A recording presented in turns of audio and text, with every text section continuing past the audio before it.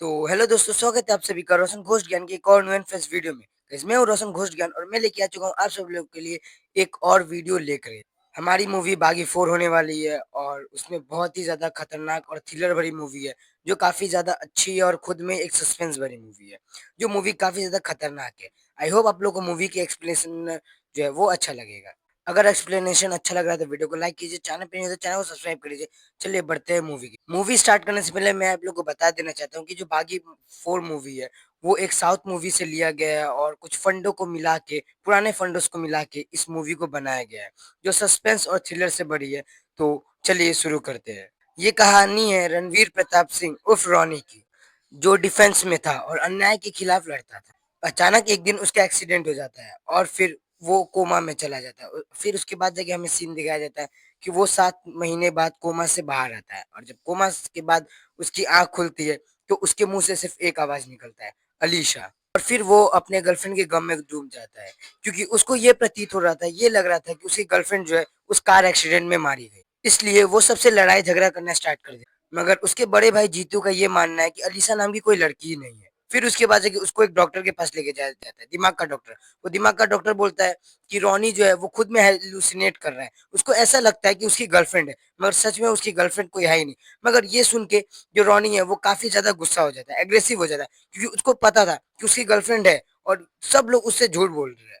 Ronnie को इन सब भ्रम से निकालने के लिए जो जीतू है उसका बड़ा भाई, उसके पास एक कॉल गर्ल भेजता है जिसका नाम होता है ओलिविया। रॉनी उससे दोस्ती तो कर लेता है, उसके साथ बात भी करता है, घूमता भी है, मगर वो अपनी गर्लफ्रेंड अलीसा को नहीं भुला पा रहा था। फिर अचानक एक दिन रॉनी की नजर एक फोटो फ्रेम में जाती है जिसमें कुछ समय पहले वहां पे उसकी गर्लफ्रेंड थी। उसकी गर्लफ्रेंड के साथ उसकी फोटो थी, मगर अब उसका बड़ा भाई जीतू उस फोटो फ्रेम में है। और ये देख के वो काफी ज्यादा गुस्सा हो जाता है। फिर वो दौड़ के जाता है अपने भाई के पास जाने के बाद वो वहीं पे झगड़ा करने लगता है। फिर वहां के लोग पुलिस को बुलाते हैं, मगर रॉनी जो है वो के ऊपर भी हाथ उठा देता है। फिर उसके बाद जो एसीपी होता है उसको अरेस्ट कर ले। उसके बाद जगह जीतू से सारे चीजों के बारे में पूछता है, तो जीतू बोलता है कि मेरा भाई बीमार है। उसको एक काल्पनिक की बीमारी है जिसमें उसको लगता है कि उसकी गर्लफ्रेंड अलीसा जो है वो एक्चुअली में एग्जिस्ट करती है, मगर ऐसा नहीं है। उसकी कोई गर्लफ्रेंड है ही नहीं। तभी उसी बात पे रॉनी बोलता है कि नहीं, मेरी गर्लफ्रेंड सच में है। अगर मेरी गर्लफ्रेंड नहीं होती तो उसकी कबर कैसे होती। फिर सारे पुलिस वाले चले गए रॉनी को लेकर के उसकी कबर के पास। जब उसकी कबर के पास जाके देखते तो वो कबर चेंज हो गया होता। और कहीं ना कहीं पुलिस वालों को भी यही लगता है कि सच में रॉनी हेलुसिनेट कर रहा है।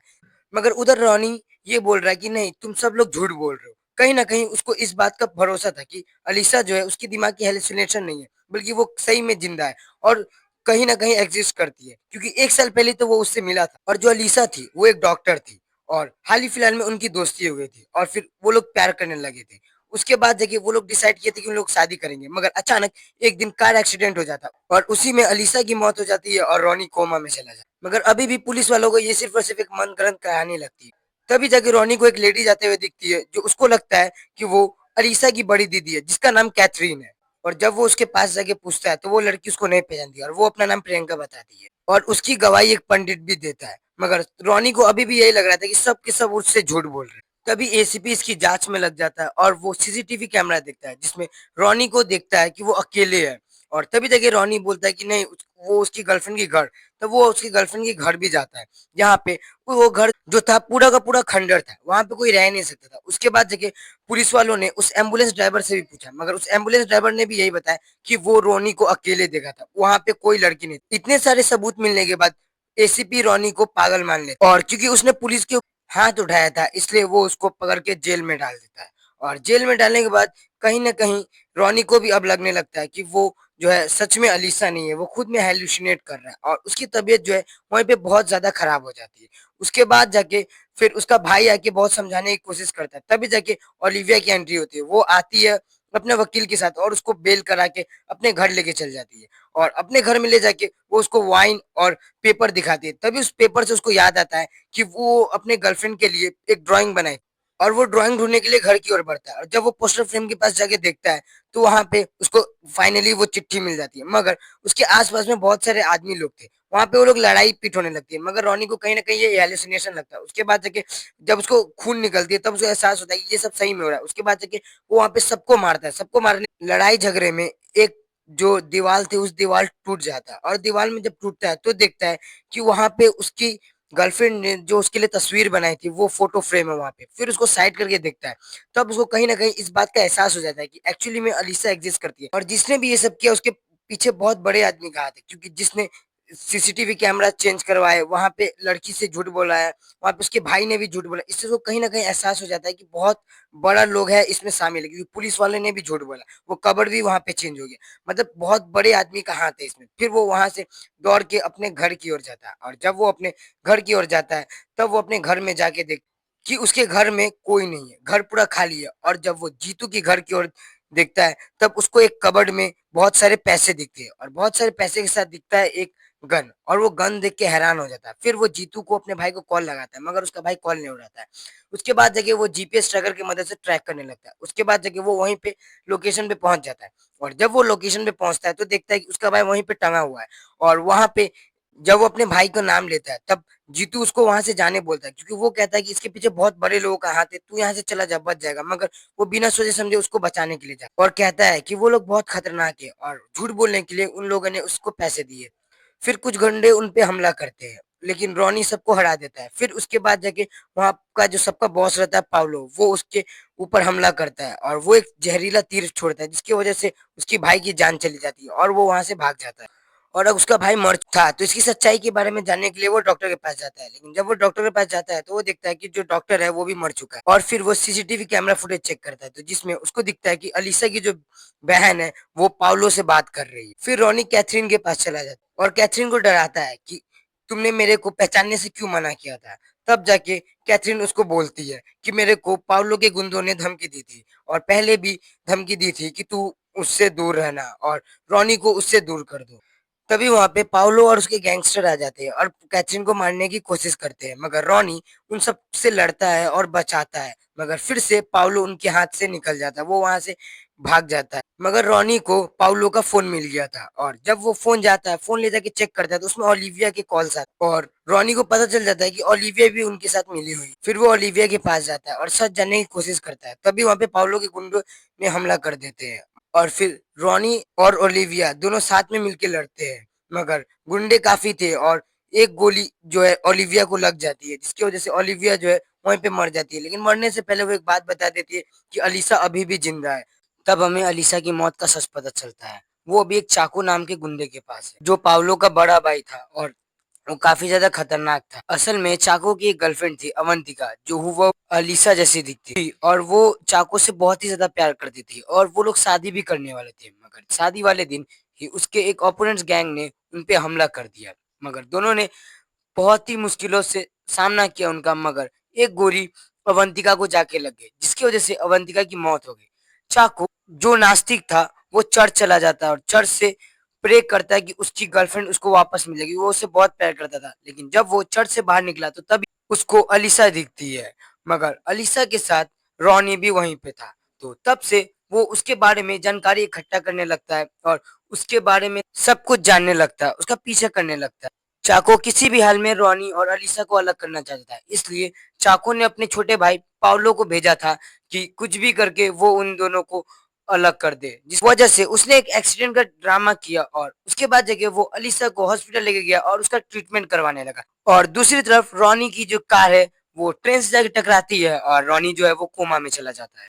और फिर जब अलीसा होश में आती है, तो चाको उससे अपने शादी के बारे में और अवंतिका के बारे में बताता है, मगर जो अलीसा थी वो उससे शादी करने से मना कर देती है, क्योंकि वो रॉनी से प्यार करती थी। मगर चाको उसको भरोसा दिलाता है कि रॉनी उसको भूल गया है। तो तब जाके अलीसा ने 1 साल का समय माँगा, क्योंकि अगर रॉनी 1 साल में उसको भूल जाता, तो अलीसा जो है वो चाको से शादी कर लेती। फिर एक्सीडेंट के 7 महीने बाद तक रॉनी कोमा में ही था। उसके बाद जाके अलीसा ने उसका इंतज़ार किया, मगर जब रॉनी कोमा से उठा, तो उसने उठते ही अलीसा का नाम लिया और रॉनी को लग रहा था कि उस एक्सीडेंट में अलीसा जो है मर चुकी। इसलिए रॉनी डेली उस कब्र के पास जाता था, जो चाको के आदमियों ने बनाया था, रॉनी को यकीन दिलाने के लिए कि अलीसा मर चुकी है। और रॉनी उसी कब्र को अलीशा की कब्र मान के डेली उस कब्र में जाके उसको मिलने लगा और इससे चाहो को लगा कि उस कब्र वाला आइडिया जो है वो फेल हो चुका है। तो उसने एक नई प्लान बनाई और अलीशा की जितनी भी सारी तस्वीर थी, उसकी वजूद को ही मिटाने लगा और रॉनी को हेलुसिनेशन का मरीज साबित करने की कोशिश।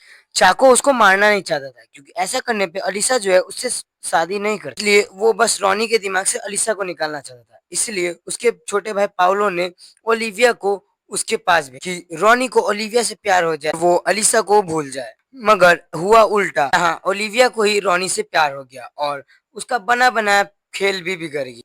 रॉनी को ये लग रहा था कि अलीसा का वजूद तो है, अलीसा जो एक्सीडेंट में मर चुकी है। मगर अब जब उसके सामने ये बात है कि अलीसा जिंदा है, तो वो काफी ज्यादा खुश हो गया, क्योंकि अब उसको लग रहा है कि अलीसा उसको मिल जाएगी। मगर रॉनी को ये नहीं पता है कि अलीसा अभी कहाँ पे है। तो रॉनी पुलिस वालों से मदद लेने की सोचता है और इधर पे जो पुलिस वाले थे वो उसको जीतू की लाश मिल जाती है और उनके फोन के मैसेज से पता चलता है कि रॉनी ने धमकी भरी मैसेज दी थी और पुलिस भी रॉनी की तलाश में लग जाते हैं। मगर अचानक जो रॉनी था वो खुद ही अपने आप को सरेंडर करके पुलिस वालों के पास आ जाता है। पुलिस वालों के पास जाके बोलता है कि अलीसा जो है वो अभी भी जिंदा है और जीत को उसने नहीं मारा और अलीसा जो है वो किसी के पास बंधी हुई है। और इधर चाकू को दिखाया जाता है, चाकू के पास बहुत कम समय बचा था, क्योंकि अलीसा जो है वो इसका 1 साल का समय खत्म होने वाला था और वो एक आखिरी दिन था, आज ही का आखिरी दिन था, जहाँ पे अलीसा को वो ओलिविया और रॉनी की फोटो दिखाता है। और इधर पे जो चाकू का भाई पारो है वो पुलिस स्टेशन में जाता है, पुलिस वालों को पैसे देता है और